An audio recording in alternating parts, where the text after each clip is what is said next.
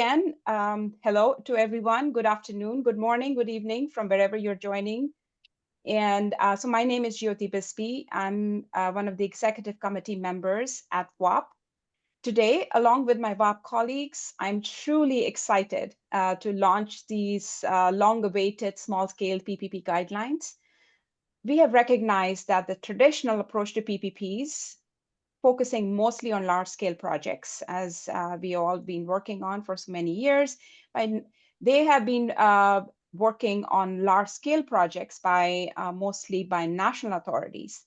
But this falls short significantly in advancing the SDGs. The International Labour Organization, ILO, the data shows that micro and small enterprises, those are the key actors in undertaking small-scale projects.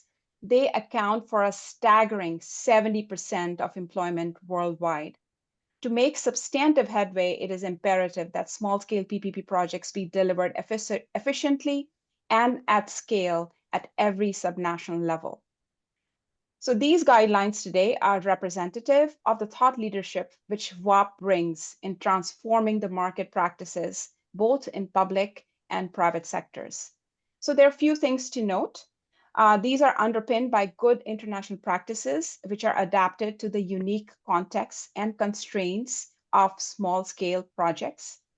They are a result of a series of webinars conducted in the year 2024, bilateral discussions with key market stakeholders, extensive research, and combined experience of almost 100 contributors in the webinars, discussions, examples, write-ups, and research. The guidelines will remain a living document, and we will collect feedback through the year and issue a revised version as and when we collect substantive changes. So what do they mean to you? By giving its own pedestal and benchmark, WAPP gives importance to small-scale PPPs, which it deserves. These guidelines will give you effective strategies focusing on small-scale PPPs at each of three critical PPP project cycle phases. First, at policy and planning level of project identification and screening. Second, making the project ready for market with financial structuring and procurement. And lastly, when rubber meets the road, at project implementation and contract management. The guidelines tailor the small-scale PPP process to be simpler, context-specific, more flexible, and more accessible, while still ensuring due diligence, transparency, and public value. Small-scale PPPs don't necessarily need to follow the same rules as large-scale projects. In many cases, if small projects are prepared with the same rigor as large-scale projects, then preparation costs could amount to almost as much as a project capex. What are the key recommendations in the guidelines? We will present these as a team. Lead authors will make a quick presentation of the guidelines, mainly focusing on the recommendations. Along with myself, there are Ziad Alexander Hayek. He's the president of WAPP. And Rupa Nair, she's the senior associate, partnership associate at WAPP, and the project manager for small-scale PPP program at WAPP. Clearly, there is a larger team behind the program and guidelines, so please do know that you're all appreciated in making this happen. So let's start with the general definition of small-scale PPPs. And with that, I'm going to share my screen.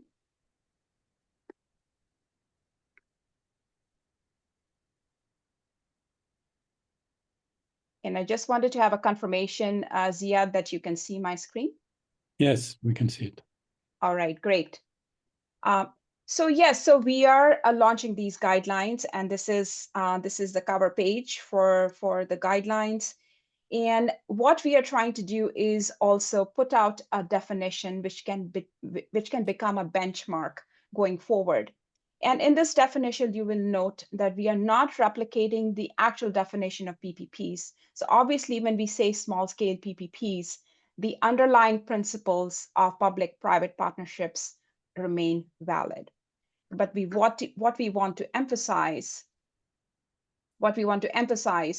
is the smaller size infrastructure or service delivery, and it is a partnership between public and private sector, And these projects are more typically at the community level than large-scale PPPs. And as a result, they're implemented more likely at the municipal, regional, or at subnational levels. So those are the critical elements which we want to bring in addition to the underlying principles of a PPP. So I will hand over to my colleague to present the next slide. Over to you, Rupa. Thank you, Jyoti. I hope you can hear me. Sorry about the video. So let's look at the benefits of small-scale PPPs. At the core, small-scale PPPs are about addressing needs that are often overlooked by conventional infrastructure models. Large-scale PPPs often struggle to reach the last mile due to the financial, logistical, or the regulatory constraints. And this is where small-scale PPPs come in. Their smaller scale allows to respond directly to local priorities, whether it's a drinking water or a sanitation facility in a rural village, or let's say a basic health outpost in a remote district. The solutions are targeted with substantial outcomes, especially in underserved communities. The second benefit is the contribution to local socioeconomic development. So the small scale projects often focus on essential services like transport, energy access, or public health, which are actually foundational for local economic activity. And by improving these services, small scale PPPs help communities become more resilient and make them more self-reliant. They don't just build infrastructure, they build the conditions for livelihoods, well-being, and local growth. Another important dimension is that the small-scale PPPs create space for smaller players, uh, especially like small and medium enterprises to get involved. And these are often contractors, suppliers, or even operators in the projects, and they have a real opportunity to part of an infrastructure delivery project. So small scale PPPs basically gives them a perfect launchpad for them to gain experience, build capacity, and helps local business scale over time. And since SMEs make up the large portion of business and employment in many countries, their inclusion also bring broader economic benefits. The fourth benefit is small-scale PPPs tend to create stronger community linkages through a sense of ownership. When projects are embedded in the local context, there is more space for participation. And this, in fact, leads to greater ownership, alignment with real needs, and better uptake during implementation. There are several cases where this kind of engagement has helped overcome resistance, whether to, let's say, new tariffs or behavior change or site selection. Next. Yeah. Another benefit that makes these small partnerships extremely valuable is their ability to test, adapt, and scale. That is scalability and replicability factor. They allow governments to pilot new ideas, refine delivery models, and replicate what works. And over time, this strengthens the entire PPP ecosystem, especially in sectors or geographies, let's say, that haven't yet seen large-scale investment. Another benefit is mobilizing local financial institutions, including microfinance providers or community lenders. Because the ticket sizes are smaller and the risks are lower, the local finances are more likely to come in, especially when bundled with public or philanthropic capital. The next benefit, I would say, how small-scale PPPs complements national and subnational PPP programs. They fill critical service gaps and extend the outreach extend the reach of large-scale projects. And when well integrated, small-scale PPPs benefit from the existing risk-sharing tools, procurement protocols, and governance standards. And this kind of alignment helps improve the delivery without compromising accountability or consistency across levels of government. And finally, and most importantly, small-scale PPPs are integral for achieving sustainable development goals. They are becoming a practical everyday financing for development mechanism for addressing challenges at local level, whether it's access to clean water, quality education, or sustainable transport. Many of the SDG targets depend on local infrastructure. And small-scale PPPs make it possible to act on these goals in places where larger projects may never go. And by embedding SDGs into PPP policy frameworks, government can target deliver targeted, inclusive, and scalable infra solutions to advance SDG targets. In essence, I would say small-scale PPPs offer more than just scale. They offer precision, inclusion, and agility. They fill real infrastructure gaps, unlock local capacity, and strengthen systems from ground up. With this, I will transfer it to Zia. He will take you through the recommendations. Thank you. Thank you. Thank you, Rupa. Before we go to recommendations, could we go back to the first slide, please? The definition. Thank you very much. So I'd like to make some comments. First comment is regarding where Rupa was ending on the SDGs. We have been talking about PPPs being crucial for the achievement of the SDGs. And yet there have been very few projects done around the world in order to support that. Now, some people are going to disagree. Some people are going to say that the 300 projects a year that are in the World Bank database are underrepresenting the number of PPPs around the world.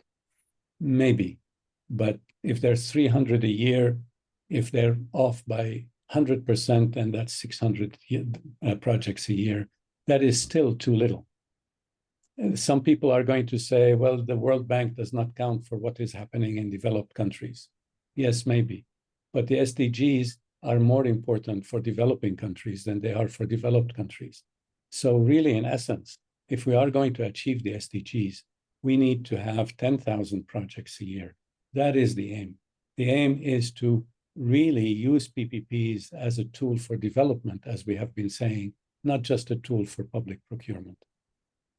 The second comment I would like to make is that this definition, and emphasize what Jyoti said at the beginning, we are not defining PPPs here. PPPs have been defined in a variety of ways. What we are defining are small-scale PPPs. And really, it's not so much as a definition as it is a way for us to understand what it is we're talking about. There's been many, many discussions on what are small-scale PPPs. Everybody has a different opinion.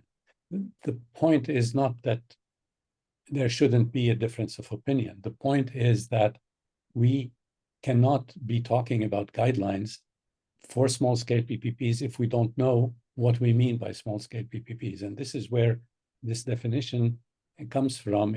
We're talking about small-scale, we're talking about community-focused, we're talking about them being generally municipal, regional, or subnational, even though in many countries that are small countries, they can very well be national projects. The third comment I would like to make, just as we get into the recommendations, is that you will find many people in our community that are going to disagree with one recommendation or another. That is normal. Our community is a democratic community. Everybody has different points of view, and everybody likes to word something their own way. I have learned in my career that sometimes I would go insist on, a presentation to a client be in a particular way, and I would go present it to the client, and then I find that my colleagues who had worked on the presentation before me, maybe with a lot less experience, have had a better way of reaching the client with the message. And when I try what my junior colleague has put in, the client would say, oh, yes, now I understand. So really, I want to say that these recommendations that we're presenting today are based on a collective effort during 25 discussion sessions last year. Everybody is going to disagree with one thing or the other. The important thing is, we went back and looked at where there was majority consensus on one thing or another. So with that, let's go through the recommendations. So the first recommendation is that we need to adapt legislative, institutional, and operational frameworks to small-scale PPPs. There is most countries today have some type of legislation or regulation regarding PPPs. And so what we are saying, and typically all these legislations have been designed for large projects, because that is the history of our profession. The history of our profession has been, you do PPPs for large projects. And so how do we make those legal and legislative instruments, how do we adapt them to small-scale PPPs? These are the recommendations. First, revise national PPP laws to offer flexibility on project size and allow municipalities to act as contracting authorities. Many legislations don't take municipalities into consideration, and they put a figure, like let's say any project less than X amount of dollars or local currency cannot be done on PPP. We're saying revise them so that there is flexibility on project size. And rather than putting a certain amount as something below that amount not applying as PPP, rather say something below that amount should be considered a small-scale PPP, and have special rules for those small-scale PPPs. Enable national PPP units to support local authorities. So the laws should say that the national PPP remit is not only to do projects, it is also meant to act as a support unit for local PPP units or local authorities where no PPP units exist. Permit local authorities to contract obligations under PPP if pre-approved by national finance and budget authorities. We are not saying that many countries have centralized budgeting processes, and some countries don't. So if this is not geared at the countries that don't have it, this is geared at the countries that do have centralized budget processes. We're saying include the possibility of having the local municipalities contract their own contracts. Allow multi-year funding commitments for local projects under national budget. Many national budgets are year to year, and there needs to be a consistency in a budget that allows multi-year commitments, especially if the government has some type of any part to play in the commitments towards that project. The second area is to ensure proper focus is placed on multi-project programs and scalability. We know that doing small-scale PPP projects one by one is costly, and that is what makes them, in essence, some small-scale PPPs. That's what makes them difficult to get done. And so we have explored various ways of making these small-scale PPP projects, putting them into a program, enabling bundling of small-scale projects. We've seen some municipalities, for example, in Brazil, come together and form a collection of municipalities that together then do a project that would have been too small to do at the level of one municipality. Standardized templates and evaluation tools to support efficient replication. This has been a recommendation from day one, standardized boilerplate documentation that any municipality, once you have a program, that municipality, especially after its staff having been trained on small-scale PPPs and been trained on how to use the forms, how to use the standard forms that are provided, can just fill out the forms, and no need for more lawyers, no need for additional due diligence beyond just probably a technical due diligence at the local level. Equip local authorities to manage projects end to end. The capacity building is not only about how to analyze a project, how to tender it, but also how to monitor it going forward. And support investor due diligence using shared programs data. Investors are not going to invest in a small-scale PPP. We're talking here about large-scale investors, so maybe international investors or large companies within a country.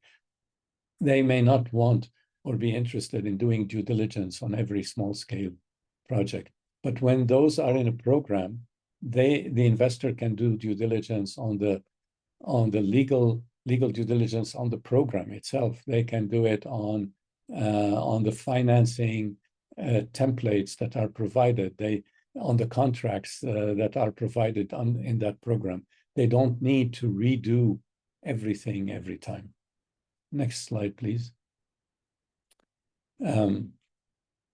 So the streamlining the project preparation and procurement. We're talking about defining due diligence in an environmental and social impact assessment based on project type and its relevance.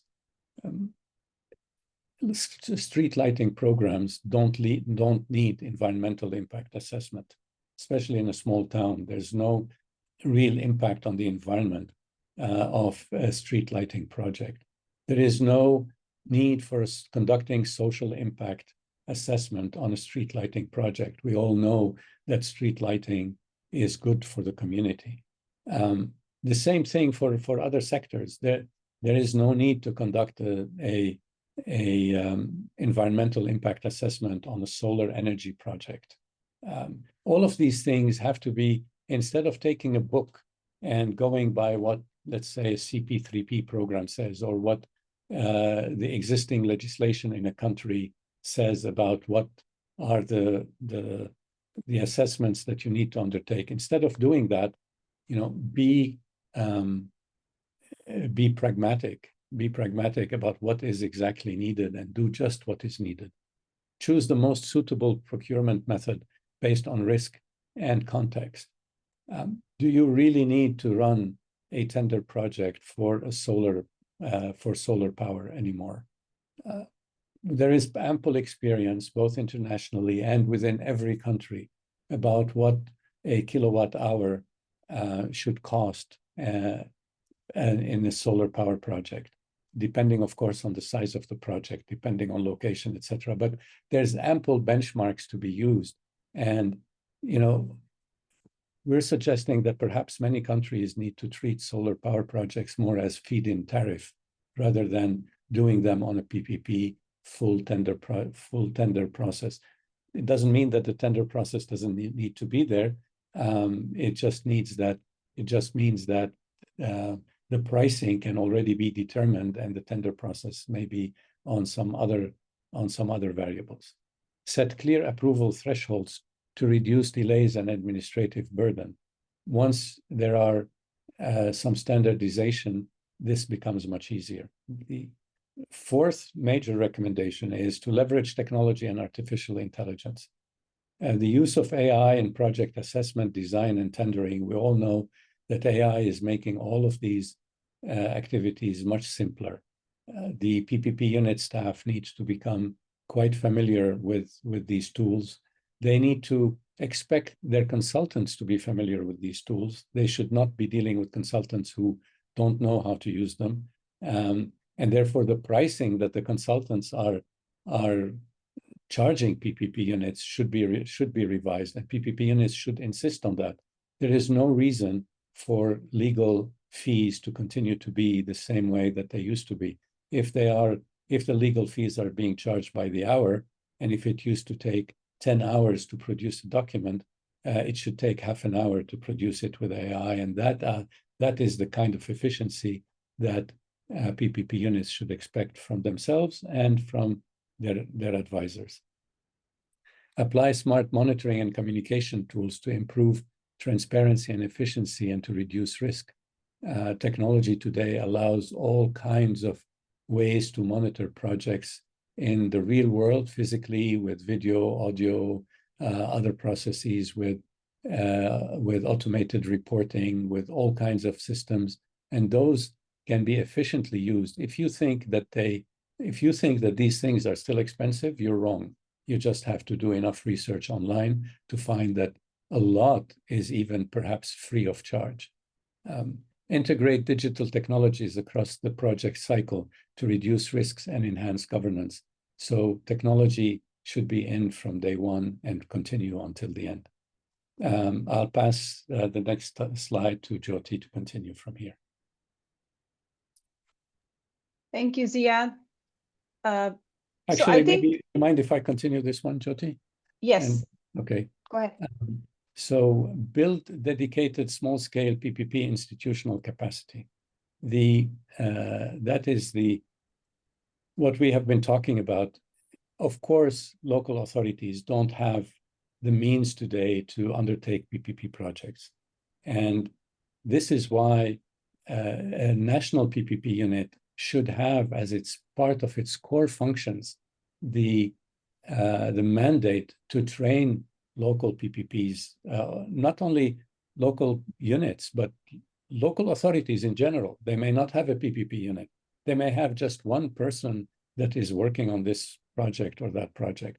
And standardization goes a long way in facilitating that. Establishing multidisciplinary small-scale PPP teams within local and national PPP units. So PPP unit usually is structured where there is the head of the unit, and under the head of the unit, there are some project managers and of course other staff, legal, financial, etc. But these project managers are typically focused on large-scale projects. And what we are saying is make sure that you set aside or task some of your staff with being the small-scale PPP specialists. These small-scale PPP specialists are senior members of your PPP unit that are going to get special training in small-scale PPPs. They are going to be working on programs, establishing programs, so that programs are given the same focus that projects are given. Streamline program processes to improve efficiency and reduce duplication. Self-explanatory. Create market, the next major recommendation is create market incentives for local actors. Attract SME investment aligned with project goals, scale, and sector. Small-scale projects are not going to attract major international investors. That is almost a given. So, and we see that the countries that have succeeded with PPPs are the countries that have used their own internal resources. They're not the countries that have waited for the World Bank to approve a loan. They're not the countries that have tried to see if they can do financing where all investors are worried about foreign exchange risk and all kinds of things like that. Countries that have succeeded are countries like Brazil with, local investors. Now you may say, okay, Brazil or some other countries, India, etc., have local capital markets. They have large banks locally, etc. Yes, that's true, but everything is relative. Everything is commensurate. Nobody's asking a small country like, say, Malta or Cyprus or some other small country to do as many projects as Brazil is doing, or to have need for banks, local banks with the same level of sophistication to handle 6 tenders at the same time. So everything is relative. The important thing is to work with the local community. Education and capacity building is not only for PPP professionals, it is for the private sector as well, especially in emerging economies. Work with your Chamber of Commerce, work with the local business association. Tell them how this program, for example, is an area they can invest in. Tell them how this program de-risks these projects. And there are many ways to de-risk local projects, and we can talk about that.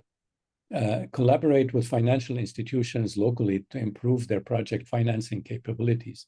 Many banks in emerging markets are used to just giving loans based on, mortgages.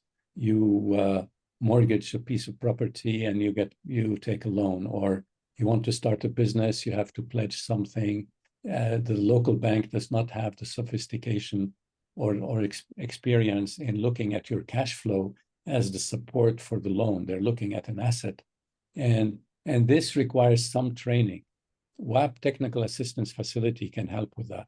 We are here to help you, to assist you, to run workshops and for your local banking authorities to see how and bring in experts in project finance to have them understand how they can rely on cash flows rather than on assets. position small-scale PPPs as platforms for CSR. Many emerging markets have large companies working within their territory, and those large companies are looking for CSR, corporate social responsibility type activities. Now, we're not talking necessarily about pure philanthropy here, but we're talking about local large companies helping with a particular project instead of it being a grant. They can multiply their capability to support small-scale projects by them being more loans that may or may not have the same credit capacity of being repaid, but they may be improvement from a pure grant for local companies. Governments should consider funds to support local SME participation and capacity growth. A government setting up a fund for small-scale PPPs directed at small, medium enterprises within the country. This is not, this is part of fomenting economic growth. This is investment in your local economy. This is not a fund that's there to support some multinational that is investing. We're not talking about those kinds of things. We're talking about helping your local community. And those kinds of funds can help de-risk projects, especially for local SMEs. Jyoti, I think I've spoken too much. I'll leave it to you. Never, Ziad. I think all these recommendations are they have so much to unpack. So it's I do think they're very useful to go one by one. So we have 2 more slides in the recommendation, and I will go over them very quickly. We do have the report online, and my colleague Aisha is actually interacting on the chat with all the links. So the next one is a very important one. How do we get financing to small scale PPP? So designing scalable and market oriented financing mechanisms. These are not as same as for large scale projects. I think blended finance is a great tool, and this whole year of 2025, we are focusing on blended finance, and we are capturing all the lessons and all the discussions which we had on small scale PPPs, and we are bringing it to this particular structuring approach of blended finance, and we are really bringing all the impact investors, the for-profit investors, we are bringing the development banks, we are bringing the national public authorities together to see how blended finance can actually work for these, for small-scale PPPs specifically. De-risking projects is extremely important because risks at community levels, at small-scale project level, are very different than what you would see for large-scale projects. Most of the time, the off-taker for large-scale projects are the national authorities, and they are signed by Minister of Finance.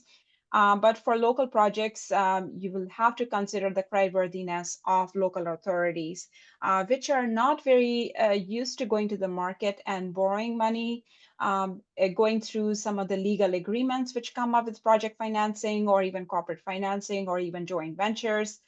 So de-risking projects are extremely important, but that also means that these mechanisms have to be designed specifically for these projects, maybe on a facility approach basis. There could be a facility for example, as Ziad mentioned, the street lighting projects. A couple of municipalities can come together, and a guarantee facility could be built for specifically in a standardized way so that there is less project preparation, there is less due diligence, but at the same time, there is a context-specific facility available, financing and a guarantee facility available. Local banks' involvement is extremely important for small-scale PPPs. The successes which you see today in small-scale PPPs actually come through local banks because they are the ones who are immersed in the local community. They are the ones who understand the local community. They understand the risks which are involved, and they understand how to de-risk them and how the financing can actually work. They may not have long-term financing, and they may actually finance on a rolling basis. So the local bank's involvement is extremely important. Concession and impact-linked finance is becoming very, very common. Ziad mentioned philanthropy. We've actually had a partnership with PIDGE. We are seeing a lot more concessional, impact-oriented, philanthropic, big endowments, funds actually going to emerging markets and looking at these small-scale projects, not just to deliver results, but also to make sure that there is sustainability built into these kind of projects. The next one is extremely important because contract management is where, as I said in my opening remarks, where rubber meets the road. We need to see the results. We need to see the impact. We need to see those key performance indicators which have been built into these contracts actually deliver those services to the people, to the communities and the stakeholders. So standardized documents is not just for procurement and for bidding and for appraisal. Standardized documents are also extremely useful for contract management. What do they need to look for? What do they need to report? How do they assess those reportings? How do they make the payments? This is extremely helpful for the contracting authority, especially if they're not used to doing PPP projects previously. Delegating is extremely important, again, context specific.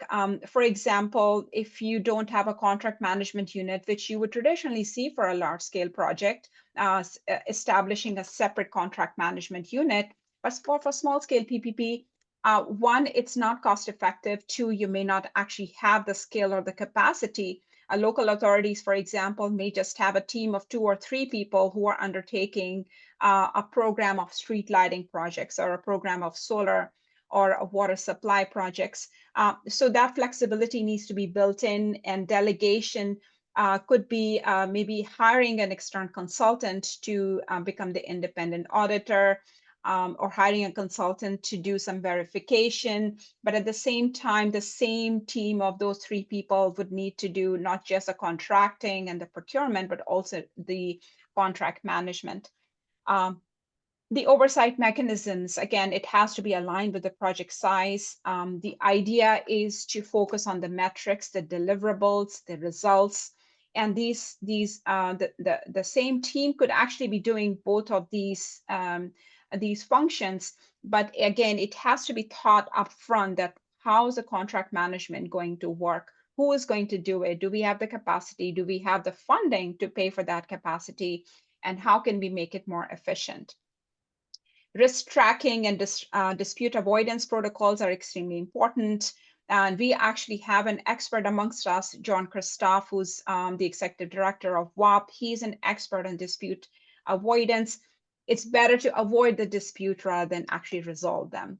And so we are bringing this concept in small scale PPP guidelines because these projects have more of a social facing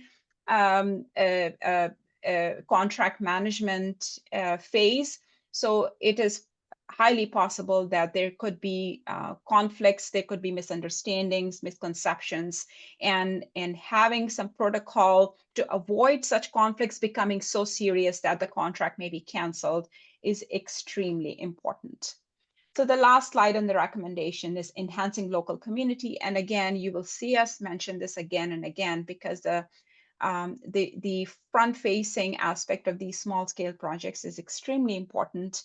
The consultation with local communities, not just for identification of the needs, but also structuring of the project, where the street lighting pole needs to be, how the children are going to go to school, how lit the street needs to be, at what time, the alignment, everything has to be very context specific to the community where this project is being built. The benefits have to be clear, especially if it's a user pay contract, because the communities are going to pay for this project and for these services. So this benefit, they have to see the benefit right away. Otherwise, there is going to be a lot of social dissatisfaction, in which I think you will hear from Echo and Patrick on some of the things which you do not want in a PPP project. Articulating these participation, this consultation into needs, and those needs need to be in the contract. So upfront key performance indicators make it more useful, both for the private sector, what they need to do, but also it's extremely important for the communities to understand what they can expect back. So the last recommendation is enhancing the focus on small-scale PPP program. I think we have straitjacketed ourselves through the years working on PPPs through many development financial institutions, MDBs, various organizations. We are straitjacketing ourselves into large-scale PPPs. And then we are thinking about, oh, we have medium scale and small scale projects as well. I believe it should be the other way around, because more projects happen at the local level. More projects happen at the smaller scale level. More private sector is happening. The local contractors, the local builders, the local financiers, the local creditors, they are actually happening in our cities, they're happening in our towns, they're happening in our villages. So why not actually bring them aboard in delivering these public infrastructure and services? So integrating the acceptability of private sector into public infrastructure at smaller scale is extremely important. And that recognition, that starting point is important. So let's not start from the large scale project. Let's actually start from a small scale project. Context specific guidelines is extremely important. If we actually do not accept them and actually put it in writing in an institutional setup, again, it's a government system. You have to work through the government system, and government system requires institutionalization of documents, of approvals, of allocations, of budget allocation, and an hierarchical system. So it has to be put in the system, these assessments, but the flexibility needs to be built in. And last point is understanding the local market. Let's build it up, but also understand what is the local market capable of. So with that, I want to really emphasize and see if Ziad actually wants to come back on this slide, that this is key to success. Yes. If I may, thank you, Jyoti.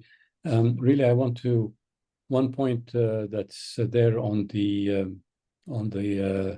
left-hand side of this slide, make sure that the benefits of a user pay projects are clearly understood and supported. I think this is, before we go to that last slide, please, if we can go back.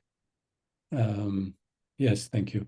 So that's a point that's worth sort of stopping at, because typically there might be a lot of expectation from local communities that it's the government that has to pay for those services, and that is normal.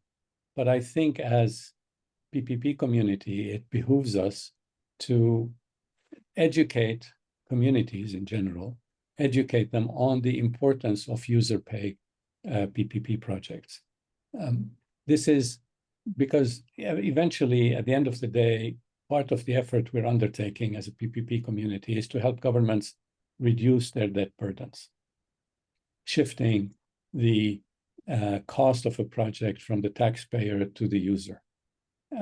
Local communities, once they get educated and included in the projects, our experience has shown that they are going to be willing to participate, to have a user pay, to pay for these projects. Especially, we have seen many small-scale projects around the world where the local community has been brought in as a shareholder. And the local community understands that they are paying for the service, but this is their company. They are part of this entity, and this helps a lot. So focusing on user pay contracts and educating communities about it are important elements as well. I'd like to maybe just end on the last slide and say that at WAPP, we believe that small-scale PPPs are key to the success of the societies of tomorrow. There's, governments are, the need for them is greater than ever before. Governments really cannot continue paying for everything the way they have been paying, taking on more debt. The private sector has today a lot more to offer than it ever used to. Technology is making things possible that were not possible yesterday. And the private sector is master at technology. So letting in the private sector to achieve or to provide services at much lower cost, much more efficiently, is really important at every level of government, not just at the national level. So we urge all decision makers, whether you are a PPP unit staff member, you're a PPP unit head, you're a minister, you are a member of parliament, you are an advisor to one of these entities, just make sure you give small-scale PPPs due attention, focus on programs, make 10,000 projects flourish every year. Thank you very much. All right. Thank you, Ziad. So we are, I think, so that's just a very short version of the guidelines. And we hope that you will get to read these guidelines and come back to us with feedback and how we can move forward together on this. So now we move to the discussion. And we have a wonderful panel with us from Malawi and Africa Development Bank. My colleague Aisha will be posting the bios, so I will mention very quickly only the titles. I cannot see the chat because I was sharing my screen in case she has already shared. So joining today is Patrick Kabambe, CEO of Malawi PPP Center, and Echo Coleman, Principal Infrastructure Investment Officer at Africa Development Bank. Both are seasoned PPP experts and practitioners. So my question to both of you, dear Patrick and Echo, what are your top 3 or 4 key takeaways from the guidelines? And you have 5 minutes each. Maybe we can start with the Echo. Okay, so thank you, Jyoti, and thank you, Ziad, for the presentation, and Rupa as well.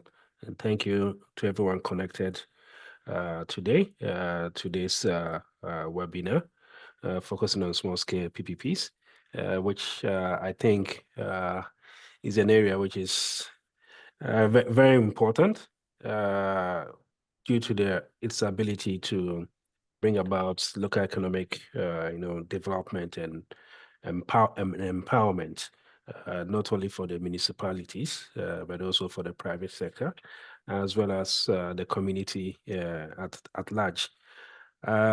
Having had a chance to go through the guidelines, I'd say I would like to congratulate WAPPP and the lead authors on this guidelines for the yeoman's job that has been done. I think this will serve as a basis for, and the addition to the various body of knowledge around to various countries, to various PPP units, PPP office directorates, and even for DFIs like us, as we try to wriggle our way through the maze of how do we unlock our intervention in small scale PPPs. And I think you hit the nail right on the head, Ziad, that's, of course, from where we have been coming from, the focus has always been on large scale PPP infrastructure projects. And so how do we really unlock this? But having gone through the guidelines, some quick takeaways, and some of them will have been mentioned, but some maybe I'll say my key top 3 or 4 that I'd like to further highlight, even though it's been spoken about here. One of them is all around that institutional capacity. So going through the guidelines, one of the best practice that the guidelines out is about creating that institutional capacity. And here, I think there are 3 levels of that institutional capacity that resonated well with me, which I think should be looked at and factored in various countries as they look at unlocking small-scale PPP. So the first being that depending on the size of or the volume of projects that a municipality or a subnational may have, it may make sense to have a dedicated subnational PPP unit or office. That is, if the deal flow or pipeline of projects is like that is huge, and so then consideration could be given. The other part, of course, is the mid-level, where there may not be that substantive flow of projects or pipeline of projects, but then they could be relying on the larger national, subnational, a national PPP unit. So the national PPP unit should be able to, and I think Ziad talked about that, make room, and not just make room, but have it as a deliberate setup in a national PPP unit to have staff who are focused on ensuring that small-scale PPP projects are identified, prepared, and supported as well. And then, of course, the other situation where there may be that subnational may do a PPP maybe once or twice out of 3 years. Yeah, in that case, they could have, bring together multidisciplinary teams from the various parts of the municipality, engineers, the municipal finance officers all coming together, forming a project management team or delivery team to see how best to implement that particular project. So that is one key area that I'd like to highlight from a reading of the guidelines and a major takeaway from it. Another takeaway for me, going through the guidelines, and every recommendation is very important here, but these are just ones I want to highlight. Now, that decentralizing the approving authority for PPPs is very important. It's one key takeaway as well, that I think as we design various PPP programs, most PPP programs, happen at the national level, so be it. But in designing those national PPP programs, deliberate attempt should be made to make sure that small-scale PPPs are recognized in that broader national program. And so here, seeing how best, of course, it could be through the legal regulatory environment in order to make sure that approval for small-scale PPPs are decentralized to the subnational or the local levels. Of course, this allows for faster decision making and execution as well. And so here, typically, I'm sure the guidelines recommends that, of course, this is done through clearly defined financial thresholds for which the approving authorities at the municipal level will happen. Like the examples in the guideline that it gives, especially with the Philippines, when it comes to their local government code and BOT laws, that sort of highlights how to decentralize the approvals for PPPs in this country. I think that's one key area. Countries, and the Philippines example will be one key area countries should look to. Imagine development economies to look at and see what lessons can be learned from that country relating to how to devolve the approving rights for municipalities when it comes to small scale PPPs. One other, I would say, one key takeaway for me, and this is broadly in totality, has to do with how the guidelines sorts of brings out or makes an attempt for us to depart, from the traditional way of simply, trying to just downsize large-scale PPPs, and then think that these are small-scale PPPs. But of course, the core of PPP still remains, but we should know that at the end of the day, small-scale PPPs operate in a certain environment that needs to recognize the local exigencies of that community, the region. Of course, we need to understand the political institutional situation in that locality in order to make sure that such PPPs are fit for purpose and recognizes the needs of those communities. So maybe I will want to stop here for now and yield the floor to my colleagues. Thank you.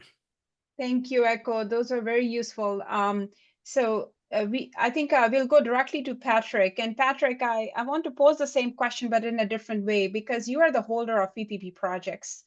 And you're representing, in a way, the public sector in this discussion, in this forum, and to all the audience. So how do you see not just the takeaways, but also the recommendations working for a country like Malawi, which has, I believe, personally, one of the most successful emerging PPP pipeline and program? Thank you, Jyoti, and thank everybody for organizing this event. Let me start by saying that the launch of these guidelines is really very timely, especially for a country like Malawi. We are trying to find ways of really entrenching the PPP process across all sectors of the country, including the local authorities. So these guidelines indeed do respond to a critical need that we have in Malawi. Going through the guidelines, and I can say with confidence that they do speak to the core of the issues that developing countries in particular do face in as far as small-scale PPPs are concerned. In Malawi, we recently passed a new PPP law, and within that law, there was a recognition that we need to set up some thresholds for local authority PPPs. So the Minister of Finance is empowered to set up thresholds for these local authority PPPs, because we recognize that the costs of developing these projects may be higher than the benefits. So imagine the example given of street lighting. You don't want to go through a whole, process just like a national PPP for a project of that size. You may find that the cost of developing that project, if you go through the normal PPP process, is really not worth it. So these guidelines, in my view, are speaking to a need that is there at the moment. So you did ask me to,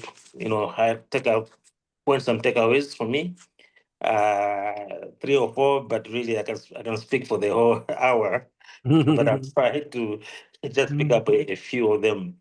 I think for me, one of the key things is the issues around institutional capacity building. PPPs are complicated in nature. Now more so for local level, authorities. So we need really to build capacity at the local level, and I do recognize the recommendations being made in the guidelines on having teams, multidisciplinary teams with local national PPP units to really bring to the fore these principles around PPPs.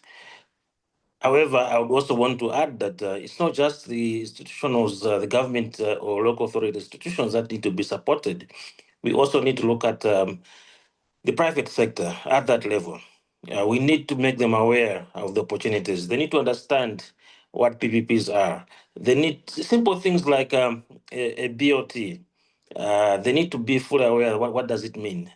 You may find that a local investor investing in infrastructure in a local area, if he doesn't understand what the BOT means, the perception may be wrong, and therefore we really need to have specific programs to streamline the process and make sure that all parties, both the private and public sector, are fully aware and capacitated on this. So for me, capacity building is one of the key takeaways that I have for me.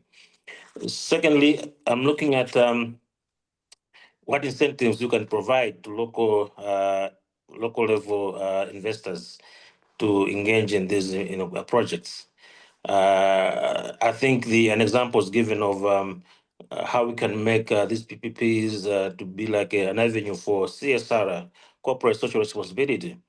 To me, I think that's really a brilliant proposal, because you are not only just you are changing the concept from a normal pure charity thing as a CSR, but to now look at it as an investment into the local community. So I think for me that's something that we really need to look at, and I think we will have to sit down and see how we can engage, the local investors to look at this as an opportunity, not just as CSR, but as an investment into the community in which they are working in and which they are making resources in. So that's the second point I wanted to make. The third point I wanted to make was on streamlining the approval processes. And what I wanted to say there is that I think we need to look at it from different perspectives, because even for local authorities, you have local authorities at different scale. A city council would have much more resources than a district council with a small population. Definitely, we don't want to treat them the same way. The city council has more resources and more capacity, and therefore the type of projects that they'll be looking at will not be at the same scale as a small district.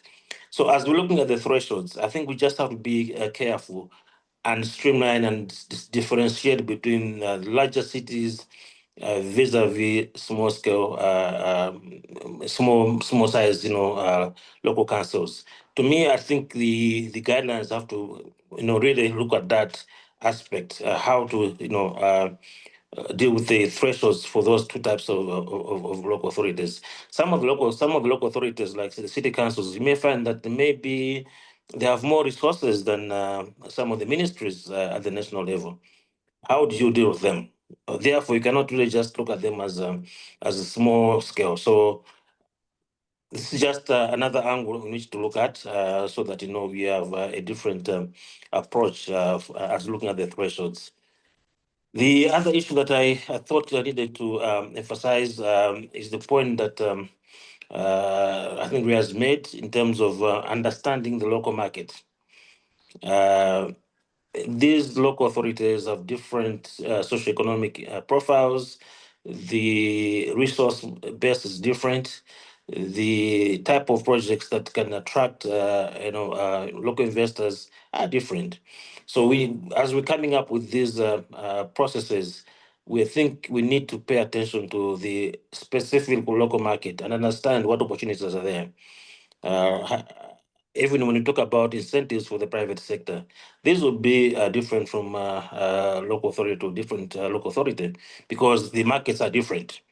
So I think I'm glad that the guidelines mentioned that aspect, but I think it's really something that we have to think about as we implement this. My final comment is to say that the issue around the challenges that our governments are facing, particularly with the high debt levels, which is constraining, implementation of infrastructure projects, that is cascading all the way down to the local authorities.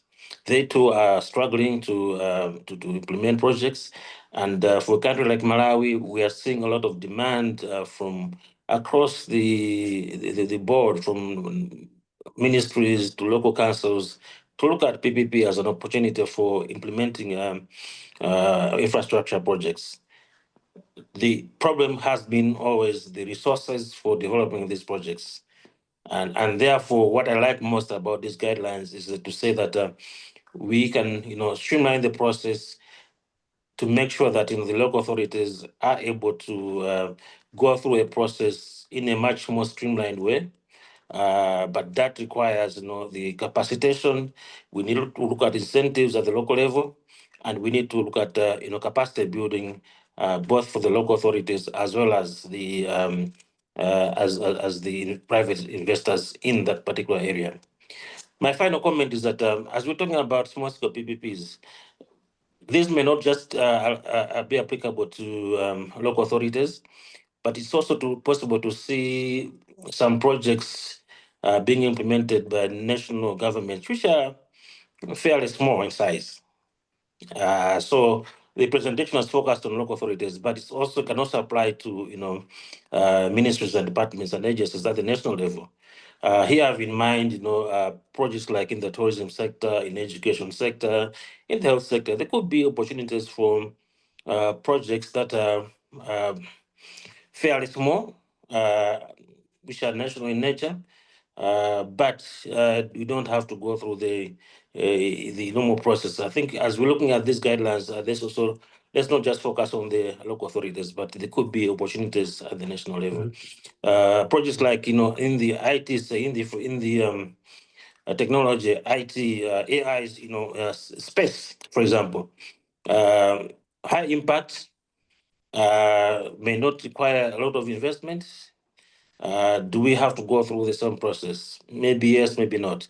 I think these are questions that we have to think about. So let me stop there. Otherwise, I can go on and on. But thank you all. This has been a wonderful, wonderful presentation. I look forward to getting comments from others. Thank you, Jyoti. Thank you, Patrick. Thank you, Echo. And I'm actually going to skip the next question, which I sent to both of you, and I'm going to go to Ziad for his response. And then I'm going to take some audience's questions. So over to you, Ziad, for your response. Well, I won't be long. I just want to thank Echo and Patrick for their comments. Really, it's important to hear from you in the field, whether Echo from Multilateral Development Bank, and your perspective is very important, and Patrick as a country PPP unit. So thank you very much for your comments there. We look forward to working with the African Development Bank and, of course, with Malawi and government and others to help progress this. So I direct my comment here to everybody listening in this webinar today to say, do please reach out to us at WAPPP. Small-scale PPPs are very important to us. And we are here to help you in any way we can. We're a volunteer organization. We're a nonprofit organization. But this is part of our mission, is to make sure that we get to having PPP be a respected profession. That's why we insist on best practices, on transparency, on fighting corruption, on all those other things. And providing the services at the local level is also part of making sure that our profession is respected and is something we are all proud of. Thank you, Ziad. So I'm going to take two questions together. And Echo and Patrick and Ziad, you can see how you want to answer it. So first question, and both of them are very interesting. First question is from Adib Alamin. How small-scale PPPs and SMEs can incur development costs for legal, financial, and technical due diligence? As we know, this business is costly, and bidding for any project cost surmounts to big amount of money. That's the first question. Second one is from Ijeoma Ogeke. Very interesting question. So does this imply that municipalities can be engaged directly without recourse to the national federal government? So who wants to go first? Maybe I could start. Yeah, because in terms of, so the first question, I wanted to come in here because at times this, you see multilaterals like us playing this space where we offer some bit of project preparation support to countries, helping they bring projects to market. So if you take the guidelines, there was a point where at times it is mentioned as a need to bundle projects as well. So here, in order to minimize the cost of project development or project preparation, they may need to adopt a programmatic approach towards small-scale and developing small-scale PPP projects in terms of working out the technical, legal, amongst others. So here, when I say programmatic approach, typically, I'm sure you see that some of all these small-scale PPP projects, the costs that may be involved may not necessarily be as the same if you're involved in a very large-scale project. So bringing them together into a programmatic approach where possibly if a municipality has a water project, is looking at a water supply, waste management collection, etc., can bring this together in an integrated approach where the various studies associated with them are done together. So this is even an integrated approach. You can still have a situation where there's a pipeline of projects, maybe 3 or 4. You bring them together and take them through the project preparation route to support its structuring and bringing them to market. So I think a programmatic approach, and then a programmatic approach towards project preparation and development will help on that side. Maybe I'll leave others to come in to speak on the other question. Thank you. So maybe I can go to Patrick. Patrick, how do you see managing the project preparation and development costs for these small scale projects going forward for Malawi? I would say that by nature of the projects that we're dealing with, the costs will not be as high as a big national project. Many examples you can give for small scale type of projects. They will not require the same rigor of project preparation as a bigger project. Yes, there'll be some costs, but I think they'll be relatively smaller. And some of the projects, like the example given of street lighting, they don't need extensive environmental studies, so I think to me, the big advantage of these small scale PPPs is that, by their nature and the very nature of them, you don't have to do, as detailed studies and, expert input as other big national projects. So from there, that's one advantage. And as Eco said, the programmatic approach would also help, by bundling these projects together, a number of municipalities coming together, you're also, making sure that you're spreading the costs and, you're managing the process much, much better. So yeah, that's what I can say on that question. Patrick, I just wanted to follow up with the next question, and also just wanted to mention if you wanted to expand on your project development project, the facility, which is very unique to Malawi, which you have set up. And as a follow-up, could you also answer, can municipalities be engaged directly without recourse to the national federal government in Malawi? Yes, that's the direction that we're going. And in particular, the guidelines that we're preparing with the support of Jyoti, yourself, and people from the World Bank, we're trying to achieve that process on how we can engage the local authorities directly.